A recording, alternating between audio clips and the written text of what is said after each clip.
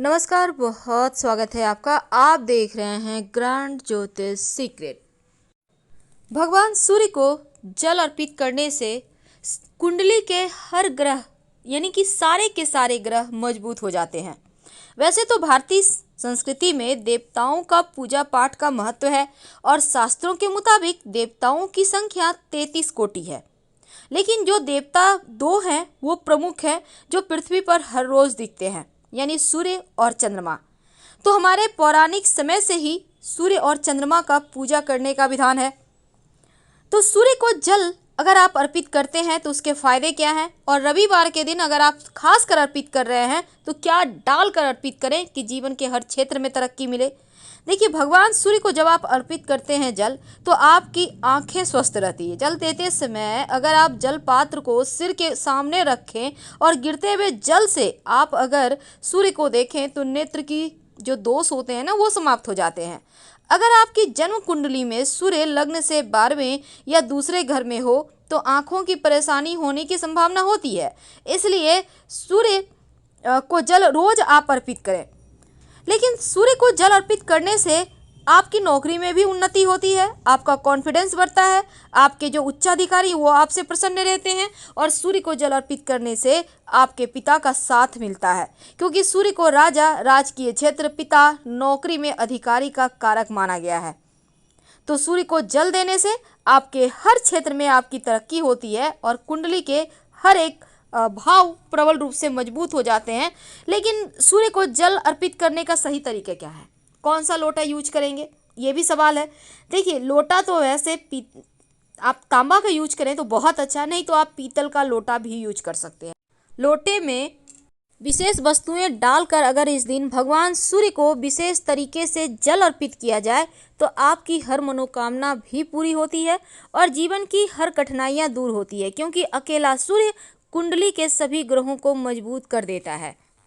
जिस तरह से स्नान को भोजन से ऊंचा माना जाता है, तो पुलत्स्य जो ऋषि थे उन्होंने भी कहा है कि स्नान के बिना ना तो शरीर निर्मल होता है और ना ही बुद्धि। और अंगिरा ऋषि कहते हैं, स्नान करते समय हाथ में कुसा लेकर अगर सूर्य को जल अर्पित कर दें तो पितृदेवों को मोक्ष मिल जाता है, उनको तृप्ति होती है, संतुष्टि होती है। से बताएंगे कि जब आप सूर्य का तांत्रिक मंत्र का जप करते हैं सूर्य को जल देते समय, तो उसके विशेष फायदे आपको कैसे मिलते हैं और जीवन की समस्त मुश्किलों से आप कैसे आसानी से बाहर आ जाते हैं। और साथ ही अगर आप वो मंत्र, तांत्रिक मंत्र ना पढ़ें तो गायत्री मंत्र पढ़ सकते हैं। आप ओम आदित्याय नमः का जप कर सकते हैं, गायत्री मंत्र तो हर किसी को पता है। और आप कोई भी मंत्र पढ़ें, पर पढ़े जरूर, क्योंकि मंत्र में जो शक्ति है वो आपको जीवन के कठिनाइयों से बाहर निकलने में मदद करेगा। वैसे ओम घृणी सूर्याय नमः इस मंत्र का भी जप कर सकते हैं, या फिर गायत्री मंत्र ओम भूर्भुवः स्वः तत्सवितुर्वरेण्यं भर्गो देवस्य धीमहि धियो यो नः प्रचोदयात् इसका भी जप कर सकते हैं। लेकिन एक बात याद रखिए, सूर्य को कभी भी बिना स्नान किए अर्घ्य मत दीजिएगा। और साथ ही अगर आप सूर्य को रोज जल अर्पित करें तो ये सर्वोत्तम होगा। अगर सूर्य के सामने खड़े होकर रोज 27 बार गायत्री मंत्र पढ़े तो जीवन में कष्ट ही नहीं आएगा। अगर ग्रहों की बुरी चाल से कष्ट आ भी जाए तो भगवान की कृपा से वो आपके हाथ पकड़कर आपको कष्टों से बाहर निकाल लेंगे, आपको तमाम परेशानियों से मुक्ति दिला देंगे। बस एक बार सूर्य के शरण में आकर तो देखिए, क्योंकि वो कुंडली के हर दुर्योगों को समाप्त कर देते हैं, क्योंकि सूर्य राजा हैं ग्रहों के। सूर्य का मंत्र बोले, ओम एहि सूर्य सहस्त्रांशो तेजो रासे जगतपते अनुकंपे मां भक्त्या गृहणार्थ दिवाकरः। इस मंत्र का जप करके सूर्य को जल अर्पित करें। इसके बाद सीधे हाथ की अंजुरी में जल लेकर अपने चारों ओर छिड़के, फिर जहां पर आप खड़े हैं वहीं पर आप खड़े होकर हनुमान चालीसा पढ़े। लेकिन अगर पितृदोष हो तब पितृदेवों के निमित्त उनको प्रसन्न करने के लिए लोटे में सूर्य को जल अर्पित करने के बाद 1 लोटा जल में 1 चुटकी काला तिल डालकर आप दक्षिण दिशा की तरफ पितृदेवों के निमित्त जल अर्पित कर दें। इससे पितृदेव संतुष्ट होंगे और उनको जो वो जिस चीज़ की चाहत से आपके पास आए हैं उनको तृप्ति मिलेगी और आशीर्वाद बरसा कर ही जाएंगे। अगर आपका पैसा किसी ने ले लिया है, कहीं फंस गया है, कोई वापस नहीं कर पा रहा, या फिर आपका पैसा कहीं ब्लॉक है, आप चाहते हैं कि आपका पैसा आपको मिल जाए, तब जब आप भगवान सूर्य को जल अर्पित करें तो रविवार के दिन से शुरू करके, अगर आप महिला हैं तो लगातार 21 दिन, अगर आप पुरुष हैं तो लगातार 27 दिन ये प्रक्रिया करना है। जल में 11 लाल मिर्च के बीज या फिर 1 चुटकी लाल मिर्च के बीज डालकर अर्पित करें। भगवान से प्रार्थना करें शीघ्र धन प्राप्ति के लिए। अगर मंगल कमजोर हो तो जल में शक्कर या फिर गुड़ डालकर अर्पित करें तो आपका मंगल बेहतर होता है, जीवन में कष्ट कम होते हैं। शत्रु विरोधी ज़्यादा परेशान करे, आपको लगे कि शत्रु बहुत ज़्यादा परेशान कर रहे हैं, तब जल में लाल गुड़हल के पुष्प डालकर सूर्य को अर्पित करें तो शत्रु विरोधी शांत हो जाते हैं।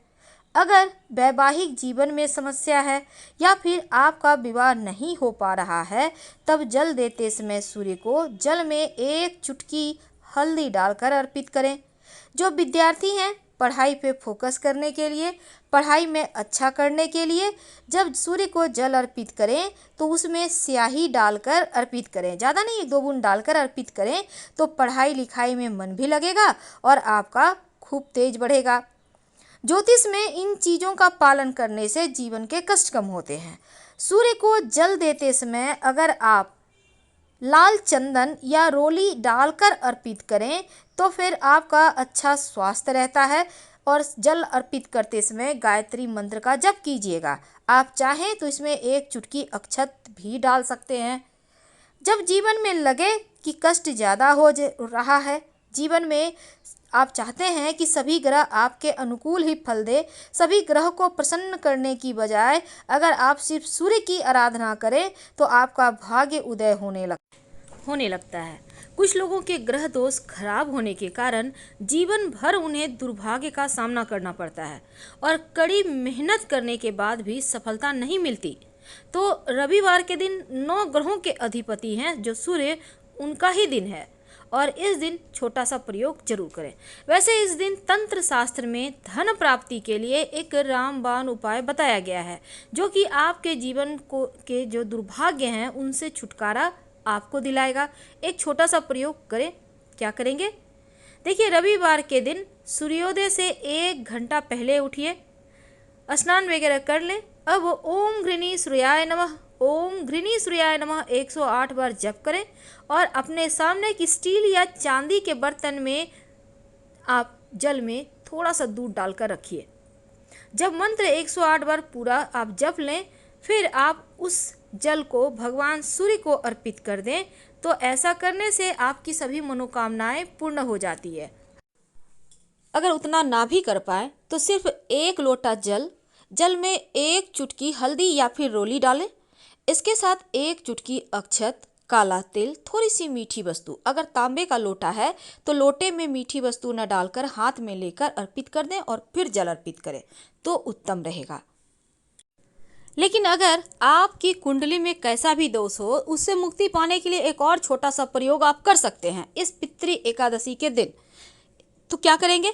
एक काला रंग का कपड़ा ले लें, उस कपड़े में थोड़ा सा काला तिल 1 मुट्ठी रख लें और एक लोहे की कील रखें, एक सिक्का रख दें, सिक्का कोई भी होगा, और इसको आप अपने ऊपर से 3 बार उल्टे हाथ में रखकर वार लें और पीपल के पेड़ के नीचे जाकर रख दें।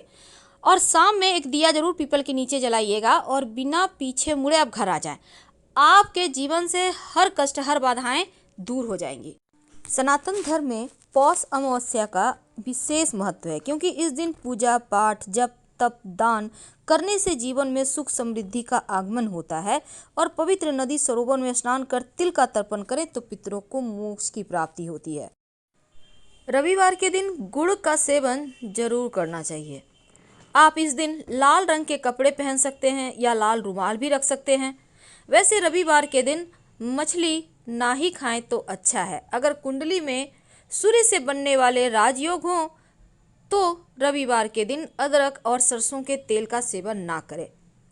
वैसे सूर्य देव का सबसे जो सरल मंत्र है ओम घृणी सूर्य आदित्य, उसका भी जप कर सकते हैं। फिर फिलहाल विदा लेंगे, धन्यवाद।